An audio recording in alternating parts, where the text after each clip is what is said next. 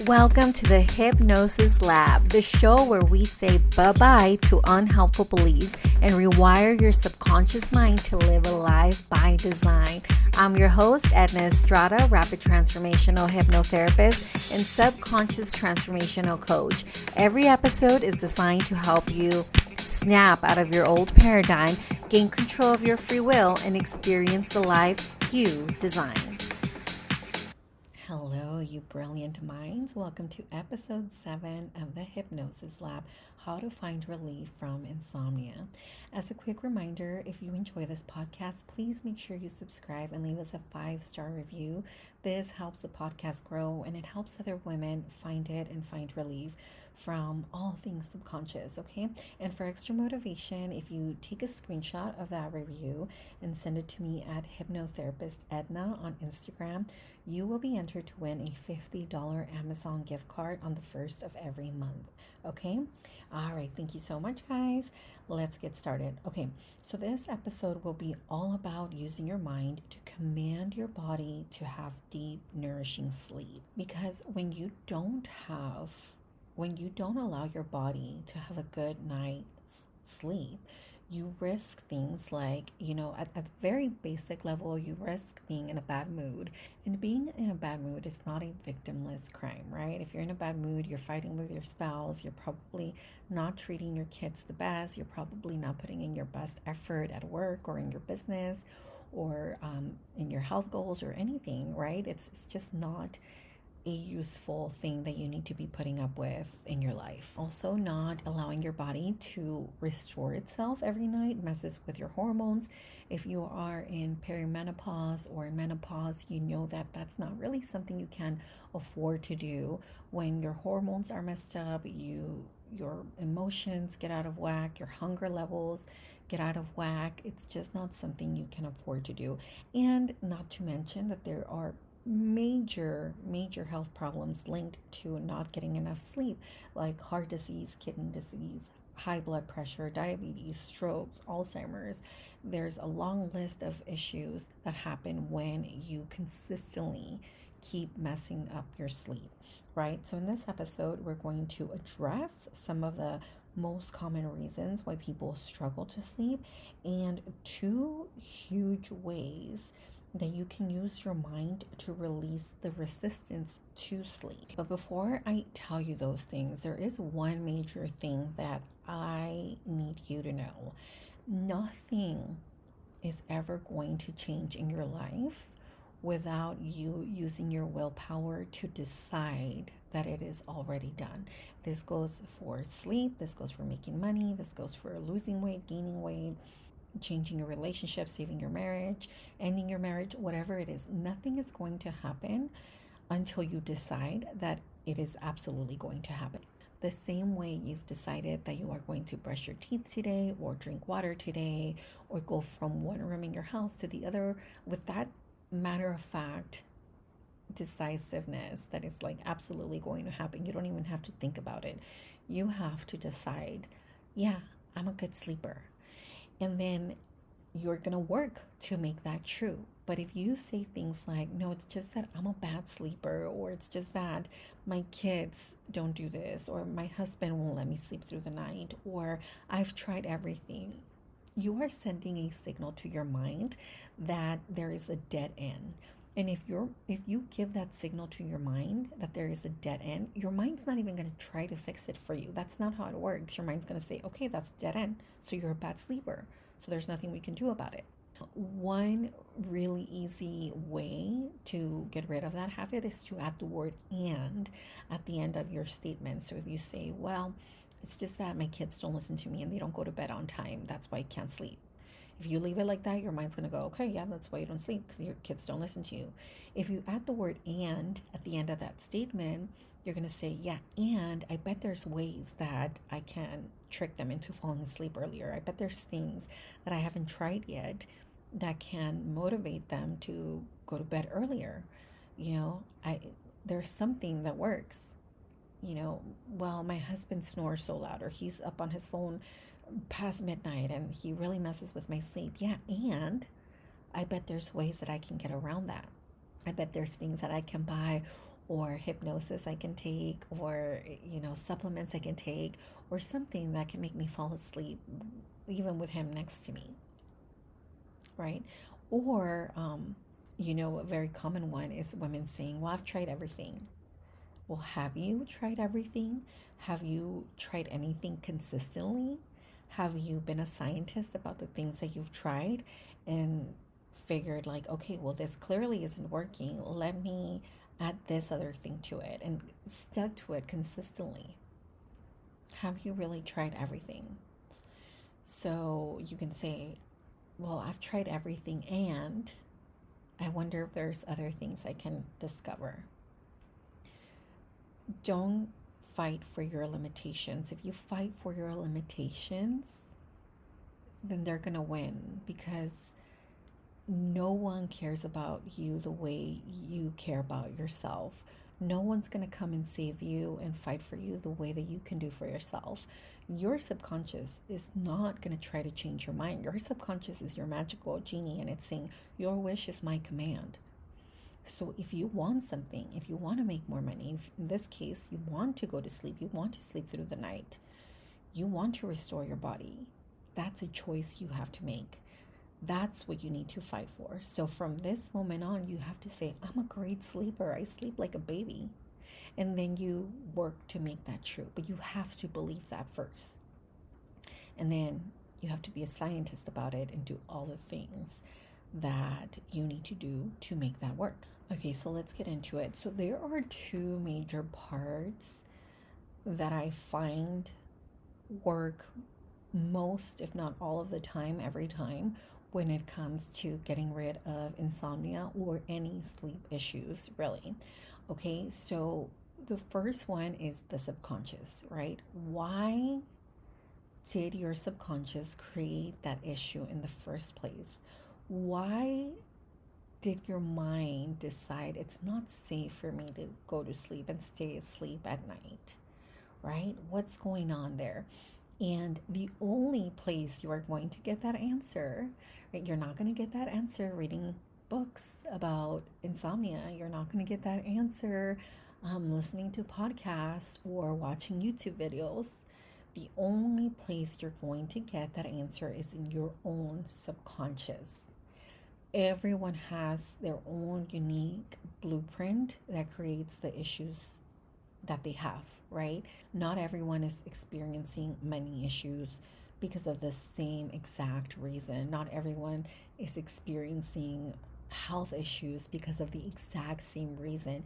Even if most of the time things come down to self love and the way we see ourselves, it doesn't matter, because you still have a unique moment in your life that created that issue. And first things first, you need to figure out what that is. So I'm going to give you an exercise that is going to help you figure out what that's all about. So you start off by sitting somewhere where you can be left alone for about an hour. It might not take the whole hour, but I would just plan for that long. You sit down, you look up as if you're trying to look into your own eyebrows, and allow that fluttering feeling to take over. Close your eyes, look down as if you're looking down over a balcony or down a flight of stairs, and just imagine going down that flight of stairs for a count of 10. Slowly, you count to 10 slowly.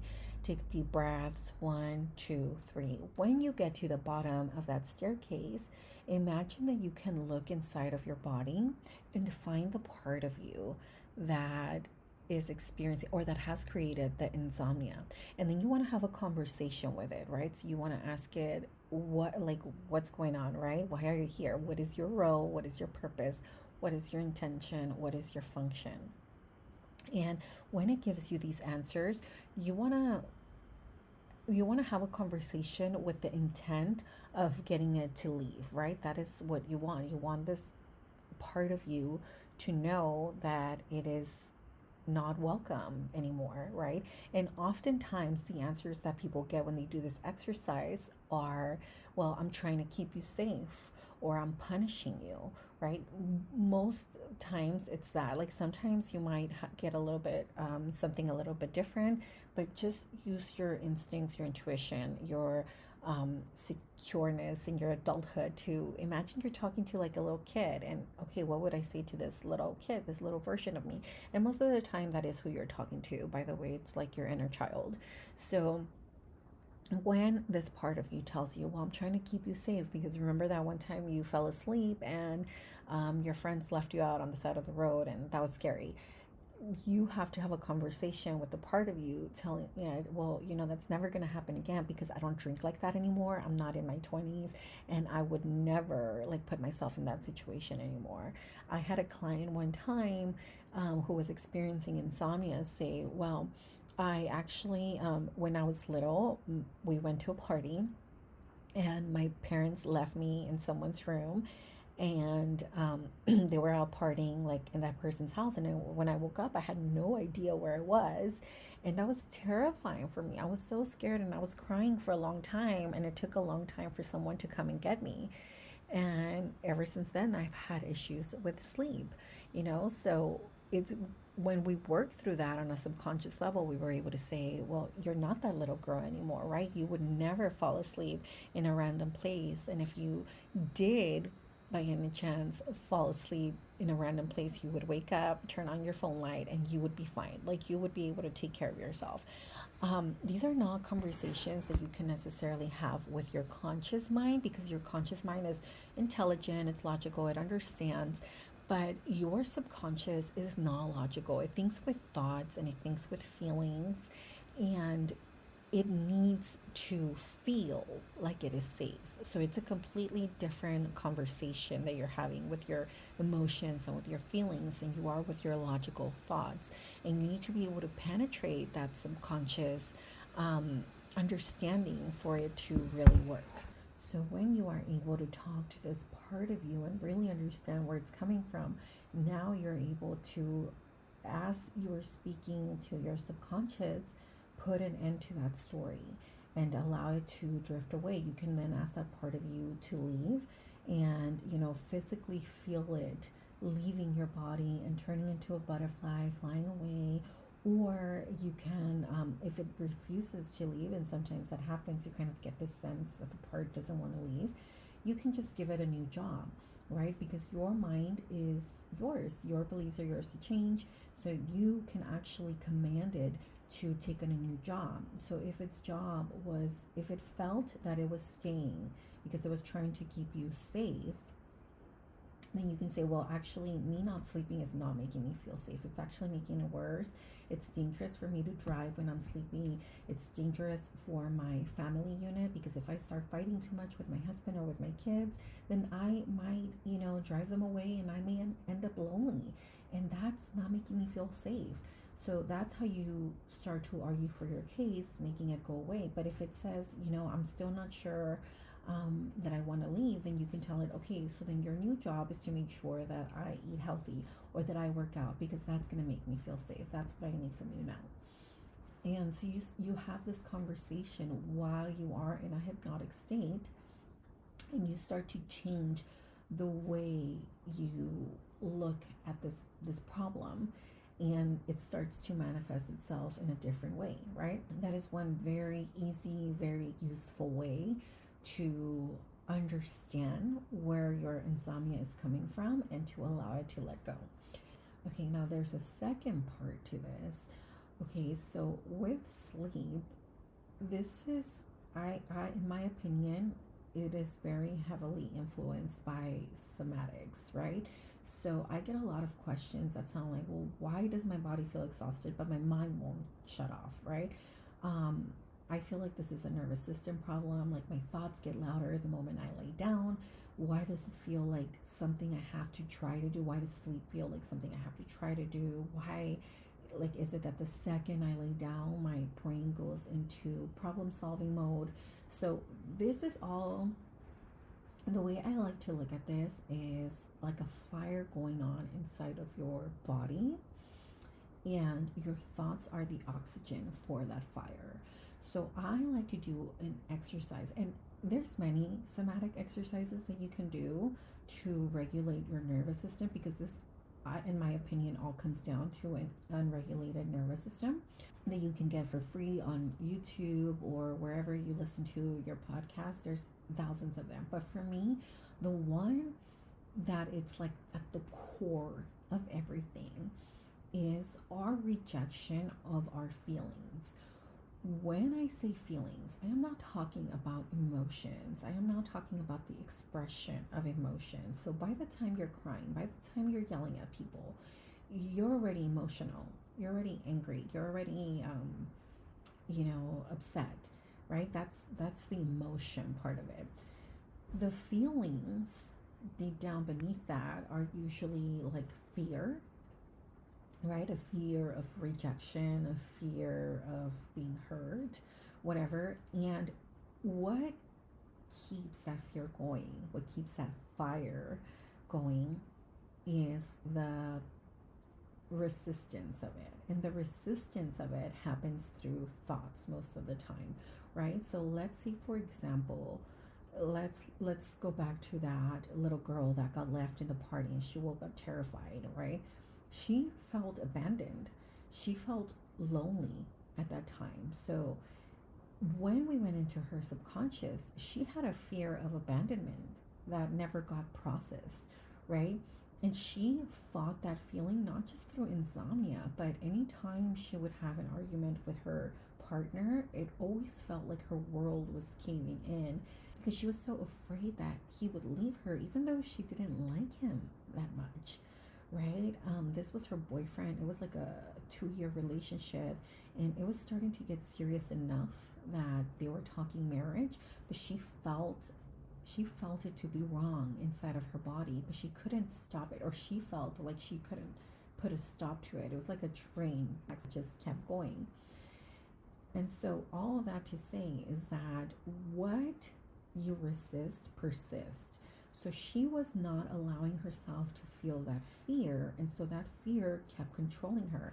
And because fear was at the core of it, every time something came up with fear in it, whether it was like trying to go for a new job or trying to make new friends or even like trying something new to eat, these were all little pieces of fear that she was subconsciously rejecting. And so it kept adding to the snowball, and it kept getting bigger and bigger and bigger. And so that snowball effect just kept adding more pressure to her subconscious, and it was bleeding out and expressing itself through her body, which was through insomnia.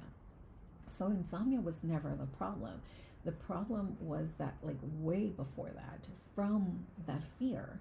So one really easy way to get rid of something like that is to allow it to express itself. And you can do this by, so I'll give you a quick exercise. You, again, find somewhere quiet to hang out for about an hour. Put on some theta wave music. You can find it for free on like YouTube or wherever you listen to music. And just allow yourself, go into that like dark place for a second where you're afraid of something and feel the fear. And what you're going to do, instead of trying to express the fear and cry, or trying to judge the fear, or trying to make yourself not feel afraid, kind of to detach from it and just witness it. Just witness the fear flow through your body and let it move inside of your body. And when you detach from it, you are able to see that it's not in control of you. You're able to see that it just wants to express itself. There's nothing wrong with being afraid. There's nothing wrong with being angry. There's nothing wrong with being a human being and feeling a different range of feelings. But when you start adding thoughts to it and judging yourself for it and thinking it's wrong to be afraid and thinking that it's scary to be afraid, now this is oxygen that you're adding to that fire, and you're making it bigger for no reason because you're in control of it. So if you cut off the thoughts completely, zero thoughts. Remember, thoughts equal oxygen to fire. You don't think, you just allow yourself to feel that fear, and you let it process until it dissolves in your body. You'll see that your body will no longer be holding on to this internal subconscious feeling of danger, right? And that danger can look like fear, it can look like anger, it can look like rejection. It can look like different things. The second you allow yourself to stop resisting and just accept the feelings of being human and allow yourself to let the feeling process and close its cycle, you just remove so much pressure. And when you combine that with understanding where that is coming from in the first place, so that's the first exercise that I told you about. Now you fought the thought, now you fought the feeling, now you're coming up to now you're coming up for air. And the more you continue to do that, you'll notice that you will naturally have no reason to fight off your sleep, right? As far as actually falling asleep, or if you wake up in the middle of the night and can't fall back asleep, that's like anything else. That is a habit that you've created. That is a story that you've told yourself. I can't sleep. I, struggle to fall asleep, whatever. That is a habit that you need to cut off, and you need to create a new habit. And this includes you telling yourself, I'm a great sleeper. I love to sleep. I sleep like a baby. That includes you laying down in bed and cutting off your thoughts. That's the oxygen, right? You focus on your breathing and you bore yourself until you fall asleep. And you start telling yourself you sleep through the night, right? You start making sure that you're not drinking water right before you go to bed, right? You start making sure that you have a nice clean room with a super clean environment.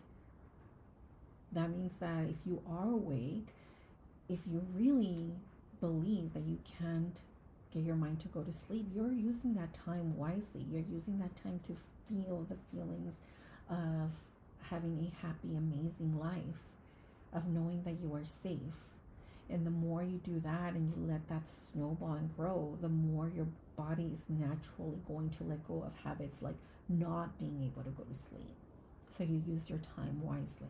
If you feel like this feels a little too complicated and you're thinking that when you do, for example, the hypnosis, the self-hypnosis exercise, the first exercise, you're going to be overthinking it or worrying about if you're doing it right. Wait, what did she say? Role, purpose, function, intention, what?